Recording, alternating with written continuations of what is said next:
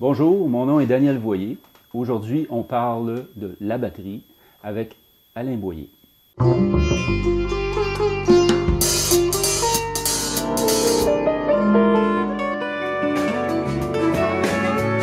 du haut des montagnes fatiguées, les yeux détournent. Salut Daniel. Salut Alain. On a passé à travers l'intro, c'est magnifique. Oui. Puis toi aussi, tu as installé tout ton kit. Oui, je me rappelais encore comment l'assembler, là. Après 48 ans, je commence à... D'installation. Oui, j'ai perdu le manuel d'instruction, mais j'en ai plus besoin, je pense. Fait que, explique-moi ça en gros, là, ton kit ici. Là. Une batterie, à la base, c'est un amalgame. OK. C'est un amalgame de tambours arabes, c'est-à-dire des tambours européens, des cymbales qui viennent du Moyen-Orient, et puis des ajouts technologiques comme ce pied-là qu'on appelle un Charleston en français ou un hi-hat en anglais, et puis la pédale de grosse caisse, parce qu'il y a une pédale derrière. OK? Alors, l'histoire commence à la fin du 19e siècle, après la guerre de sécession aux États-Unis. Les Noirs qui sont nouvellement affranchis, qui ne sont plus des esclaves, se rendent dans ce qu'on appelle les pawn shops, les prêteurs sur gage, et achètent des instruments militaires, comme la trompette, par exemple. Les clarinettes étaient populaires à ce moment-là aussi. Alors, il s'est monté la musique qu'on appelle le Dixieland. Je saute des étapes, là, mais en fait, la batterie n'existait pas comme telle.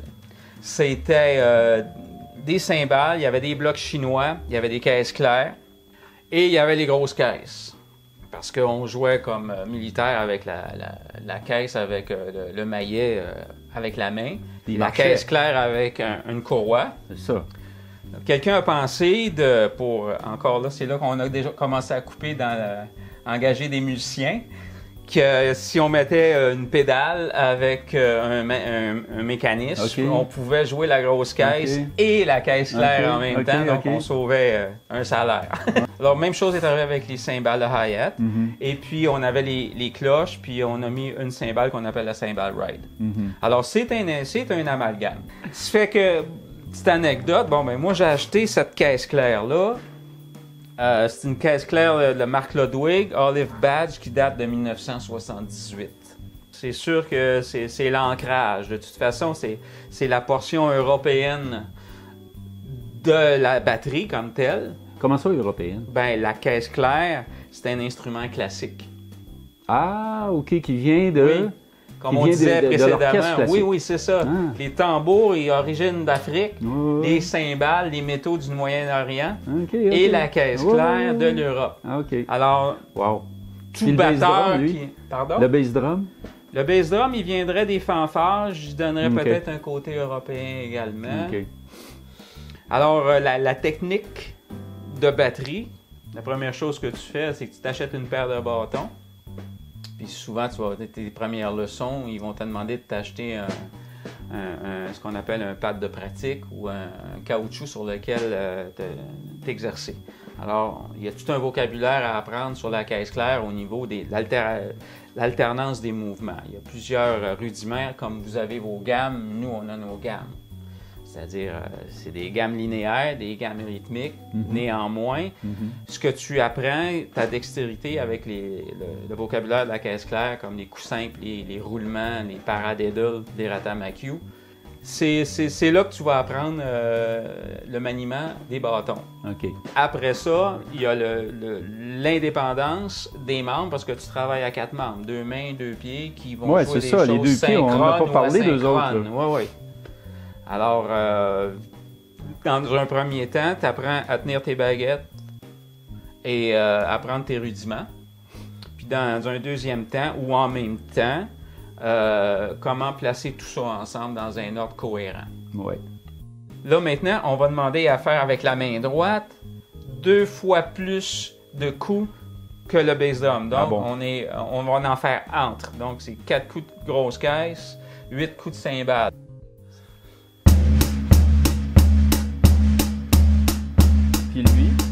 s'en vient faire les 2 et les 4.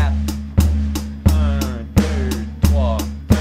Ah, mais là, Donc, c'est un instrument qui est facile d'approche, mais qui est quand même assez difficile à perfectionner. Demande. Puis il n'y a pas de fin. Nous, on travaille toujours avec la rythmique. Hein? Donc, ce qu'on va jouer, on va jouer avec l'amplitude de notre son, nos dynamiques, les nuances. Ben oui, c'est ça, parce que tu peux arriver puis jouer un rock, puis là, ben, la dynamique ne sera pas la même. Peut-être même que la batterie ne sera pas la même non plus, parce qu'ils ont des sonorités particulières d'une batterie à l'autre. Oui. Il y a l'alternance, il y a les timbres. Fait que on a beaucoup de lexique pour pouvoir écrire quelque chose, dire quelque chose.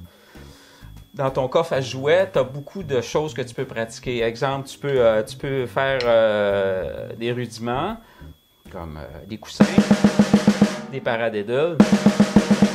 Tu peux aller jouer sur plusieurs tempos. Tu peux jouer sur les accentuations, l'amplitude dont on parlait.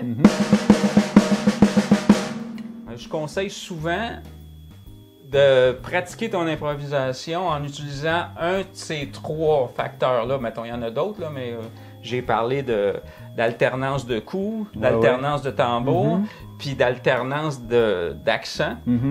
Alors, prendre juste un de ces éléments-là, puis essayer de dire quelque chose d'intéressant avec. OK. Comme tu vas créer quoi? Oui.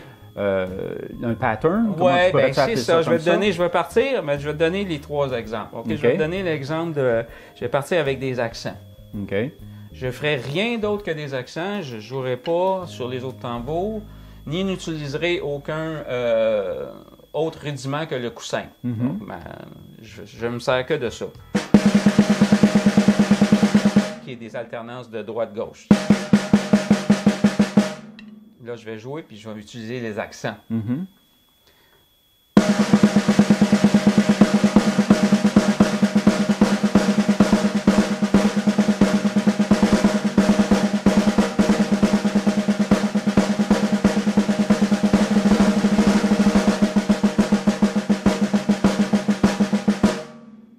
Les timbres. Alors, je garde les coussins, mais là, je vais jouer avec les timbres, au lieu de faire des accents.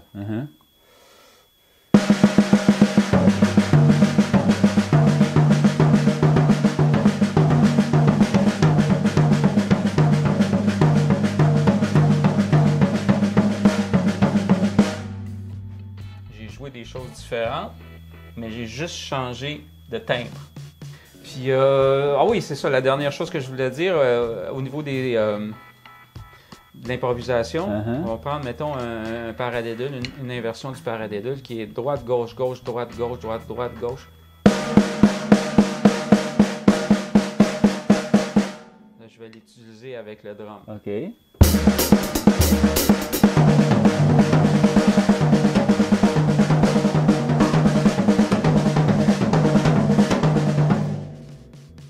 J'ai utilisé juste un paramètre, puis je fais toutes sortes de sons. Tu utiliserais ça où, ça? Cet exemple-là, que tu viens de faire? Dans ce qu'on appelle une passe ou un fill. OK. Tu sais, tu vas aller, mettons...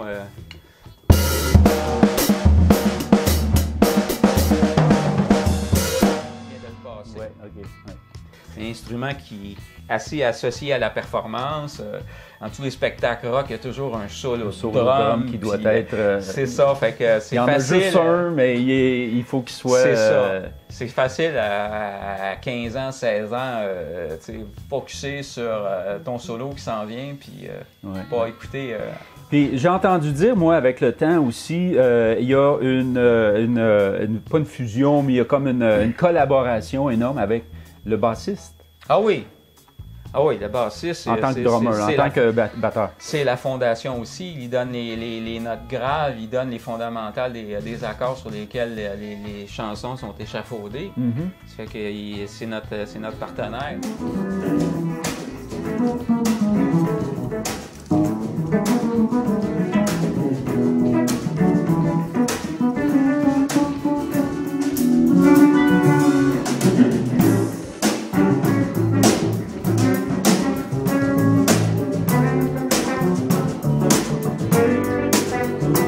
depuis que j'ai commencé, ce qui m'allume le plus, c'est de jouer avec les autres.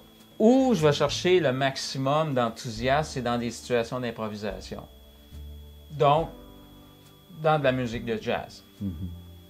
Ce qu'un va jouer va avoir une influence sur ma rétroaction, puis c'est ce jeu de rétroaction-là qui devient... Fait que c'est dans l'improvisation aussi, exactement. Parce que là, c'est là que tu développes. Ah, ben moi, je dis ça, toi, tu répètes ça, toi, c'est il y a ça. un langage. Oui, là. et puis ça va, vois-tu, la répétition, c'est une chose qui peut arriver, mais ça va au-delà de ça, ça va susciter quelque chose qui va ramener son jeu à autre chose aussi. Fait que c'est comme un flow continu, et puis ça dure le temps que tu joues la pièce, et puis tu peux pas répéter ce moment-là 2 fois. Si tu veux revivre ce moment de grâce-là, il faut que tu te réinvestisses dans le danger, c'est-à-dire d'aller au-delà de ce que ton mental t'amène. T'es instinctif. Oui. Puis c'est dans l'instinct que se construisent ces moments-là, puis c'est pour ça qu'ils ne peuvent pas être reproduits. Oui.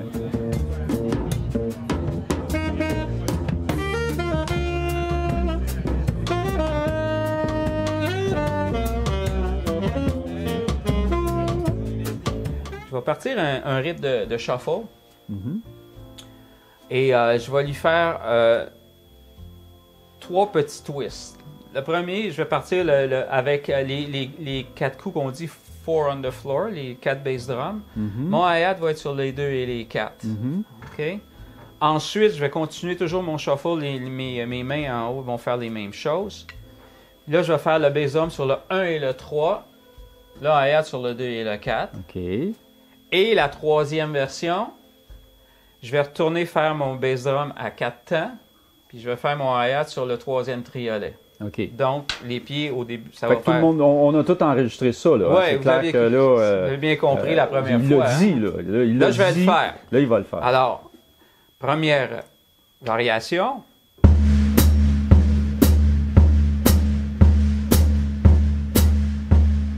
Deuxième variation.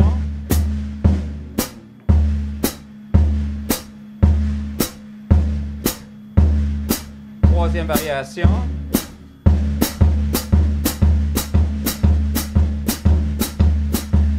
Je reviens au début, puis je mets mes mains maintenant.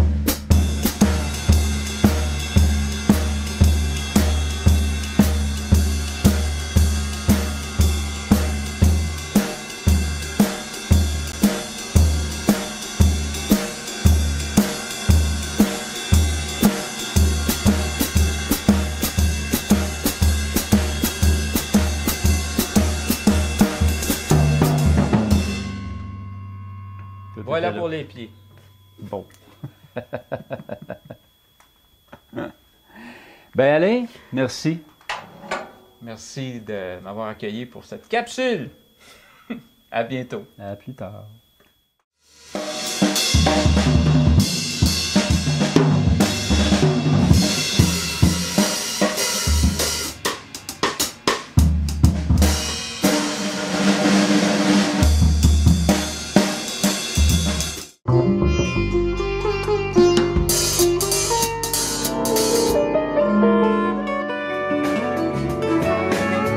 Et du haut des montagnes fatiguées, les dieux détournent